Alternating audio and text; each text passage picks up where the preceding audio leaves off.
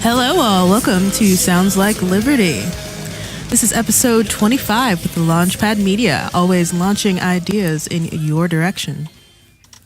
I'm your host, Lizzie, and I'm here with my fabulous co-host, Nicky P. What's up? Sup? Pretty excited about this one. I'm excited about it for a couple of reasons, but yes, yeah. I am fairly excited about it. Yeah. I'm also excited because it's Christmas time. It is. It is city. the most wonderful time of the year, and I am digging it. I'm conscious today, which is pretty unusual for this time of year. I was pretty much half asleep all this week, but yeah, right on. Making a podcast. We actually just recorded a different podcast. Yeah, I'm excited about that one too. We started our year-round tree podcast. Yep, so if you're crazy about Christmas like we are, you can check it out. I'll probably throw a tab up on the website at ancapmusic.com, or I think you can go to soundsliketheWordpodcast.com, and there'll be a YRT tab at the top. We also are going to have a yearroundtree.com you can use.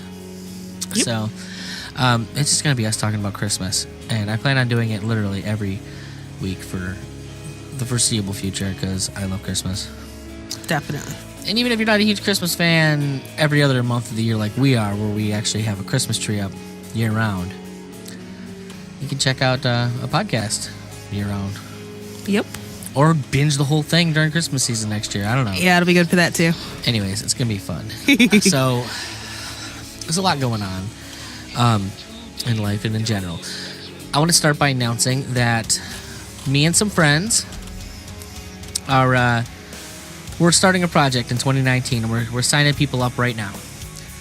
So I recommend you go to freedomsong365.com and sign up for a 365 email chain that we're writing and compiling. Where literally every day you're going to get a different Liberty-themed song sent to your email with a couple people's analysis of it, information on it, links to the song, so you can listen to it. But good way to start the day out. Maybe give you some angles to help teach your kids. It's something that I've been wanting to do for a long time, and it's just been such an insane amount of work to try and get it together and do it. But I've got a couple guys helping me now. My good friend Luke over at the Culture of Peace podcast. Cool, dude. And our former guest, and honestly probably going to step up and be a regular guest, Trey Ryan of the Subversion Webcast is what it was. Yeah. He hasn't been doing the webcast in a while, but he's still a good friend and still a good fan of Liberty. Right on. But there is a 365 tab on the website at ancapmusic.com or freedomsong365.com where you can put your name in, put your email in, and as soon as we're ready to launch and actually start signing people up, this is a pay service. If you don't want to pay just for that and you actually want to, it is going to be offered as a bonus for the $6 tier of our Patreon page. Yeah. But we will be sending that out daily, and only people who sign up can get into it. So sweet. We got that launching this week. Actually, I had finally. This is going to be a saga. I know this is a long intro, more long than we normally do. My band, original project, Puma Thurman, is finally super excited. Releasing our EP. It's adventure rock, y'all. It is adventure rock, y'all. I'm actually going to be talking about it because if I have something coming out on Bandcamp, of course it's going to be mine. I'm going to talk about it. Like, why wouldn't you? It's my favorite thing on Bandcamp for the week. I do want to take now to talk a little bit about this backstory behind it, though. Okay, go for it. Okay, so I'm excited about this backstory. So this project started a couple years ago. A friend of mine, he's a marketing guy, and we were very interested in kind of exploring what can be done with marketing with the project. And he's a great drummer, real solid dude. And we had some ideas. And so we started writing some songs and performing. And it came time to record. So went, tracked some drums, started recording. It was taking a while because we're all the guys in the band are dads and have kids and just lives. So speaking of that, yeah, if you can imagine, people with kids and what. So we recorded the EP. Yep. And God, it was so good. It was awesome. It was awesome. And then I'm on stage at Bar 107 in Berea. Yep. And I get a text message. Hey, our two-year-old just dumped a jug of water on your laptop. Yeah. And so, as I'm ready to send off our final recordings to be mixed, yeah, I had to start over at drum tracks because yeah. I had those saved on the cloud somewhere, and apparently nothing else was saving. I set everything up. And when my 2-year-old dumped a jug of water on said computer, I lost the entire EP. And yeah, that 2-year-old is now 4.5. And let me tell you, so if you thought it was hard to corral 5 dudes with wives and kids to record an EP before, yeah, imagine how difficult it is once they've already done it and are told we have to start over because reasons. Yeah. Let's just say everyone's time became even more scarce. Yeah. But here we are, another 2 years later, and we're finally ready. Finally done, and we finally get to hear this super fun record. I'm not going to talk about the record in this part, but okay. We'll get there. I'll try not to gush about it too much then. Yeah, don't gush about it right now. Let's actually start with the part that we always start with. Analysis. What are we analyzing today? Or what are we analyzing today? We are talking about The Message. Then what's that? Well, get on your mic. Get on your mic. Yeah, I got off my mic because I had to burp and I didn't feel like the audience at home needed to hear that. I'm so sorry. The Message is Grandmaster Flash and the Furious Five featuring Melly Mel and Duke Booty and Grandmaster Flash and the Furious Five. That is a really long title for a song. Mel? Yeah, Melly Mel. Okay. Yep. So this is going to be a chunk of words. I don't know if you've ever looked at these before, Liz. Yeah. But the message is the message for a reason, folks. So how would you start out? It's like a jungle sometimes. It makes me wonder how I keep going under. Yeah. That is definitely the hook. It's a good hook. It's good also a solid beat. Like yeah, oh yeah. They were good with their beats. They picked some good source material. For sure. Broken glass everywhere. People pissing on the stairs. They just don't care. I can't take the smell. Can't take the noise. Got no money to move out. I guess I got no choice. Rats in the front room. Roaches in the back. Junkies in the alley with a baseball bat. I tried to get away, but I couldn't get far because a man with a tow truck repossessed my car. Don't push me, cause I'm close to the edge. I'm trying not to lose my head. It's like a jungle sometimes. It makes me wonder how I keep going under. Yeah. Yeah. Okay. That is a pretty bleak picture. It's a vivid and bleak picture. I mean, we're both from a different time, for sure. Yeah. But what are your thoughts on this? I mean, he's talking about poverty basically and being trapped. And I mean, you hear people talk about being trapped now, but I feel like things he's mentioning are also kind of associated with a very specific time in American history as well. Okay. What do you think about like the sources of most of those issues, by the way? I mean, there are some arguments for changing the living arrangements would be possible if we had different rules for the way that living had to be arranged. But maybe I'm getting ahead of myself there. I mean, I'm just saying, there was definitely some ghettoization that happened here. Yeah. And just the idea that, you're putting a lot of people in a position where they're stuck with each other. Yeah. Yeah. Okay. So let's also do this. Let's move along. Standing on the front stoop, hanging out the window, watching all the cars go by, roaring as the breezes blow. Crazy lady living in a bag, eating out of garbage pails, used to be a fag hag. Said she'll dance a tango, skip the light fandango. A zircon princess seemed to lose her senses. Down at the peep show, watching all the creeps, so she can tell her stories to the girls back home. She went to the city and got so city. She had to get a pimp, she couldn't make it on her own. She got so sedity. Yeah. I mean, once again, talking about rampant drug use to deal with the fact that you're living this crappy life. At least that's the way I'm going to take it. Perhaps there are people that enjoy this life. Well, and to her... I know certainly modern rap kind of glorifies the inner city life. Yeah. And also that idea of wanting, to look a certain way. So you're doing things that you wouldn't normally do to kind of get the money to create that lifestyle for yourself. Yes. Yeah. Okay. You want to take over then? All right, so we go through the verse again, and then my brother's doing bad, stole my mother's TV, says she watches too much, it's just not healthy. All my children in the daytime, Dallas at night, can't even see the game or the Sugar Ray fight. The bill collectors, they ring my phone and scare my wife when I'm not home. Got a bum education, double-digit inflation. Can't take the train to the job, there's a strike at the station. Neon King Kong standing on my back. Can't stop to turn around. Broke my sacroceliac, A mid-range migraine. Cancered membrane. Sometimes I think I'm going insane. I swear I might hijack a plane. And we do the chorus again. Okay, there's a lot. There's a lot in that verse.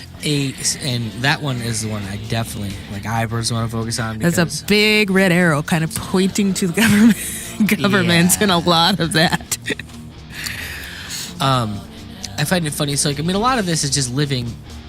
It's about being poor. Yeah, it's living in difficult situations. That's TV escapism. Yeah. And I wasn't around back then, but from what I've read through Thomas Sowell, a lot of the issues that these people faced are things that were put on them because it was just easier to control. Yeah. It just made sense to make it easier to kind of keep them under the thumb. Yeah. In particular, he's got a bum education. Well, that's a government program. Yeah. It's been for a long time. Oh yeah.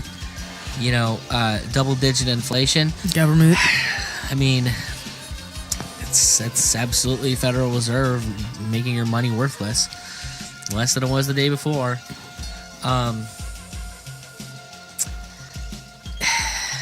And I the way he points something, I was like, I swear I might hijack a plane in there. Yeah. That just feels to me like, let's just lash out at anything, because none of this makes sense. Right. And it feels like that's on purpose. So I have to do something else that doesn't make any sense. Yeah. I mean, does that kind of where you get from there? Yeah, no, I think he's kind of grasping at straws to kind of make someone. I mean, at the end of the day, if you take away people's ability to better their life, then what the hell option do they have? Yeah, I feel like violence is the only thing they can do. Okay. Continue. It's a long one. A child is born with no state of mind, blind to the ways of mankind. God is smiling on you, but he's frowning too, because only God knows what you'll go through. You'll grow into the ghetto living second rate, and your eyes will sing a song called Deep Hate. The places that you play and where you stay looks like one big great alleyway. You'll admire all the number of book takers, thugs and pimps and pushers and big money makers, driving big cars, spending 20s and 10s, and you'll want to grow up and be just like them. Smugglers, scramblers, burglars, and gamblers. Pickpockets, peddlers, even panhandlers. You say I'm cool, I'm no fool. But then you wind up dropping out of high school. Now you're unemployed, all non-void, walking around like you're pretty boy Floyd. Turned stick-up kid, but look what you done did. You got sent up for an 8-year bid. Now your manhood is took and you're a Maytag. Spend the next 2 years as an undercover fag, being used and abused to serve like hell until one day you was found hung dead in the cell. It was plain to see that your life was lost. You was cold and your body swung back and forth. But now your eyes sing the sad, sad song of how you lived so fast and died so young. So, yeah. I mean, wow. Yeah. I can't even, I can barely process some of that. So, so much of that, this was like, I can't believe how long this has been like going on. They've been focused, like we've talked about Kanye and like these ideas of like paying attention to what's really important and what you got to do for yourself. Yeah. And clearly, I mean, dude gets it. Like you gotta look out for yourself, and maybe the shit that they're telling us, like the imagery and the things that we're glorifying aren't things that we need to be glorifying. Right. And it's just keeping us down that we do. Right. Because when we try and live that lifestyle, it may take a while, but you end up the same place either way. You end up part of the machine that they want you to be a part of. Yeah. Incarcerated, basically.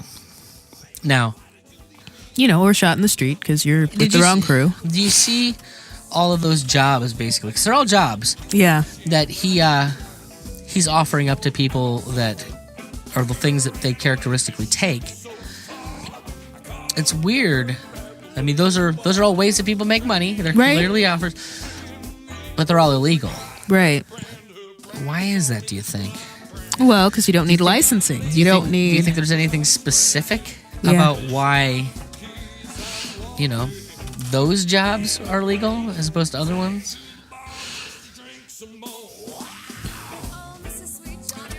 Because they're really easy jobs to get into. Oh, sure. If you're trying to subjugate a people. Sure.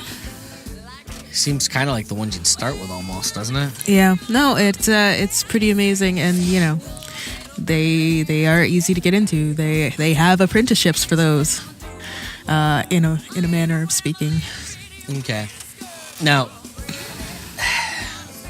I like and I hate how he talks about it. So now they're giving you all this crap to deal with, and not least of which is, so now you're going to go into prison and you're going to have to live life. And part of that life is, well, you're going to become someone who fucks guys, because that's just what you do. Yeah.